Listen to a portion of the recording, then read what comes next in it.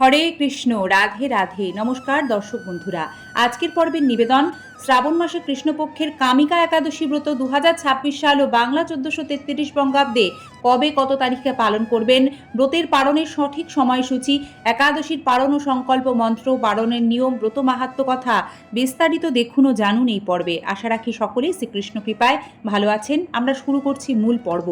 ওম নমো ভগবতে বাসুদেবায়। শ্রাবণ মাসে কৃষ্ণপক্ষের একাদশী জগতে কামিকা একাদশী নামে প্রসিদ্ধ। কামিকা একাদশী ব্রত মাহাত্ম্য ব্রহ্মবৈবর্ত পুরাণে যুধিষ্ঠির শ্রীকৃষ্ণ সংবাদ রূপে বর্ণিত আছে। এ ব্রতের ফল সম্পর্কে খুব সংক্ষেপে জানাই। এই একাদশী পালনে সকল পাপমোচন হয়। তাছাড়া এই একাদশীর মাহাত্ম্য শ্রবণ করলেই বাজপেয় যজ্ঞের ফল লাভ প্রাপ্ত হয়। গঙ্গা, গোদাবরী, কাশী, নৈমিষারণ্য, পুষ্কর ইত্যাদি তীর্থ দর্শনের সমস্ত ফল কামিকা একাদশীর মাধ্যমে কোটি গুণ লাভ করা যায়। সাগর ও অরণ্য সমৃদ্ধ সমগ্র পৃথিবী দানের ফল লাভ হয়। দুগ্ধবতী গাভী দানের ফল এই ব্রত পালনে সহজেই লাভ হয়। যেসব ব্যক্তিগণ ব্রহ্ম হত্যা, ভ্রূণ হত্যা কিংবা তার থেকেও বেশি পাপপূর্ণ সাগরে নিমজ্জিত থাকে, তাদের কামিকা একাদশী ব্রতের মাধ্যমে সহজেই সমস্ত পাপ শ্রীহরি কৃপায় বশীভূত হয়ে যায়। কামিকা একাদশী ব্রত 2026 সালে ইংরাজি 9 আগস্ট, বাংলা 23 শ্রাবণ 1433 বঙ্গাব্দ রবিবার অনুষ্ঠিত হবে। একাদশী পালনের সঠিক নিয়ম না জানলে ব্রতের ফল পাওয়া যায় না। তাই দেখে নেওয়া যাক একাদশীর সঠিক নিয়ম, বিধিনিষেধ ইত্যাদি।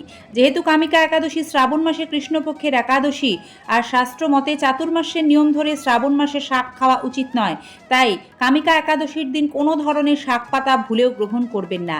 এছাড়াও যারা আমিষাহার করেন তারা একাদশীর আগের দিন অর্থাৎ দশমী, একাদশী, দ্বাদশী এই 3 দিনই নিরামিষ আহার করবেন।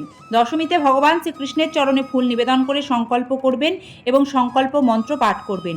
পরদিন অর্থাৎ একাদশী তিথিতে সম্পূর্ণ দিন পালিত হবে একাদশী। মনে রাখবেন, একাদশীর দিন ভোরে শয্যা ত্যাগ করে স্নান সেরে শুচি শুদ্ধ হয়ে শ্রীহরির মঙ্গল আরতিতে অংশগ্রহণ করবেন এবং শ্রীহরির পাদপদ্মে প্রার্থনা করতে হয়, হে শ্রীকৃষ্ণ, আজ যেন এই মঙ্গলময়ী পবিত্র কামিকা একাদশী ব্রত আমি সুন্দরভাবে পালন করতে পারি।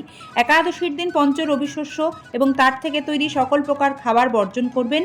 অনুকল্প কৃষ্ণ প্রসাদ গ্রহণ করতে পারবেন, যেমন ফল, মূল, দুধ, বিভিন্ন ধরনের বাদাম ইত্যাদি। এছাড়াও পানি ফলের আটার তৈরি বিভিন্ন খাবার, শুদ্ধ সাবুদানা এইগুলিও একাদশী দিনে গ্রহণ করা যায়। একাদশী পালন করে ওই দিন একাদশী ব্রত মাহাত্ম্য কথা না শুনলে ব্রত অসম্পূর্ণ থাকবে। তাই অবশ্যই একবার হলেও শ্রবণ করতে হবে কামিকা একাদশী ব্রত মাহাত্ম্য কথা।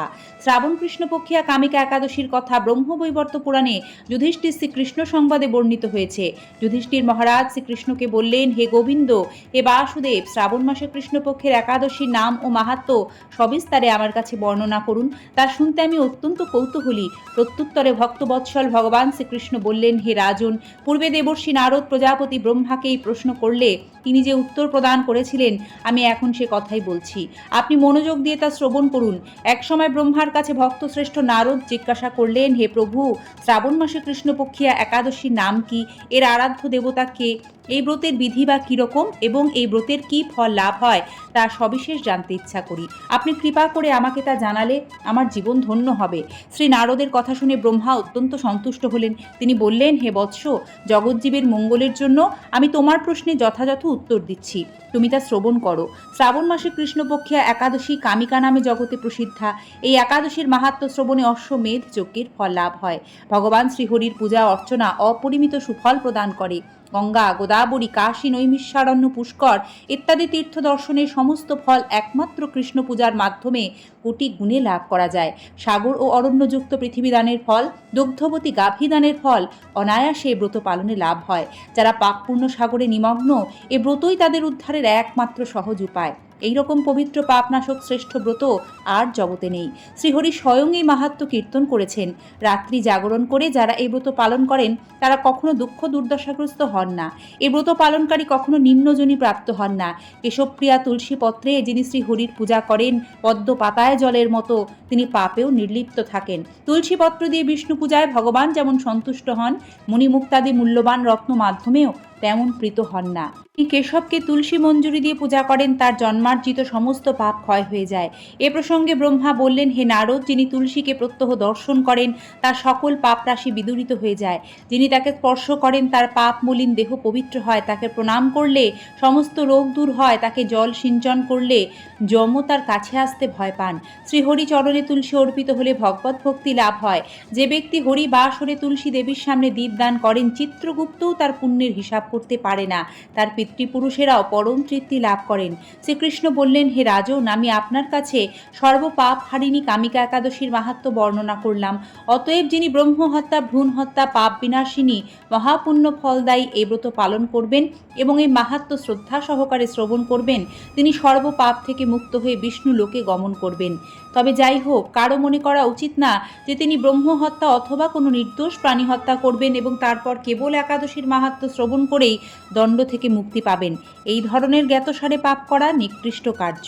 দর্শক শ্রোতা, এবার আমরা দেখে নেব 2026 সালে শ্রী কামিকা একাদশীর পালনের সঠিক সময়সূচি ও পালন মন্ত্র। কামিকা একাদশী 2026 সালে পালন করতে হবে 10ই আগস্ট সোমবার ভোর 5:31 থেকে সকাল 8:32 পর্যন্ত। পালন কি? পালন হলো একাদশীর দিন যে পঞ্চরবি শস্য নিষেধ থাকে সেটাই একাদশীর পর অর্থাৎ দ্বাদশীর দিন এই পালনের সময়ের মধ্যে ভগবানকে পঞ্চরবি শস্য ব্যঞ্জন আদি তুলসীপত্র সহযোগে ভোগ নিবেদন করে সেই ভোগ কৃষ্ণ প্রসাদ হিসেবে গ্রহণ করে একাদশী ব্রত সম্পন্ন করতে হয়।